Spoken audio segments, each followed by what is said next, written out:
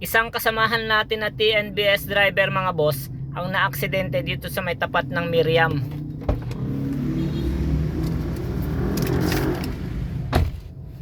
Yun nga mga boss, ang nangyari dito kay Popsi, nakatulog siya mga boss. Kaya sumalpok siya dun sa may Center Island sa stoplight dyan sa may tapat ng Miriam noong Martes ng gabi mga bossing. Kailangan kasi mga bossing, kapag nakakaramdam na tayo ng antok sa sarili natin, kailangan ihinto na natin mga bossing, ipahinga na natin kahit na ilang oras lang bago ulit tayo bumakbak.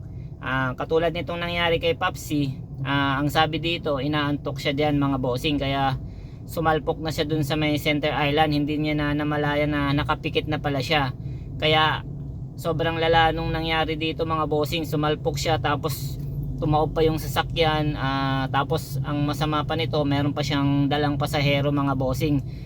Kailangan yung safety natin mga bossing yung iisipin natin palagi dito mga bossing. Sa totoo lang kasi mga bossing, kahit ako din, inaantok din ako minsan pagka medyo alam kong pagod na ako. Kaya ang ginagawa ko, itinatabi ko na lang, naghahanap ako ng lugar kung saan yung merong safety na pwedeng pagpahingahan.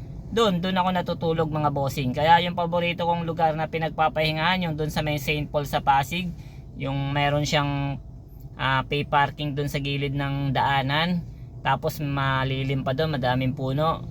Yun, doon ako madalas nagpapahinga, natutulog kapag ako ay nakakaramdam ng antok mga bossing.